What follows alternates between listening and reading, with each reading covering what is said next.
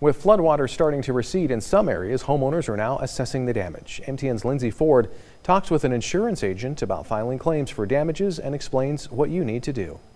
Mike Miller, a State Farm insurance agent, said there is no reason to wait and submit a claim when it comes to flood damage. You'd want to submit a claim as soon as you start taking on water or have any sort of damage. There's really no reason to wait. Mike says the biggest misconception homeowners make is what is exactly covered within their purchased homeowners insurance. I think some homeowners think I have coverage for anything or everything that happens, and unless you have a flood policy, you're not going to have any coverage. The National Flood Insurance Program is a division of FEMA and sold by local agents. The insurance must be purchased at least 30 days prior to the first claim. Making a claim, you will want to document with photos, undamaged property is separated, and you have to have a comprehensive list of damaged goods and structural. Well, we knew once we saw surface water out in front of the house that it was just a matter of time before we'd have water in the basement. Eric Brassness, a homeowner who lives on McHugh Lane, has flood insurance.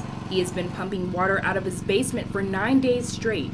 It's the kind of thing you have to get up and check every 2 hours because you need to make sure that you aren't pumping too little or too much water. Eric's biggest concern was keeping the furnace in his home dry. So far, he's been successful. Eric said he doesn't have as much damage as his neighbors, but purchasing the 2 water pumps he's using for his basement does add up. Every 2 hours, after a few days, you've about had enough. But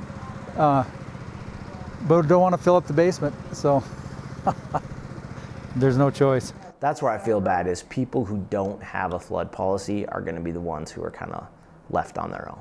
In Helena, Lindsay Ford, MTN News.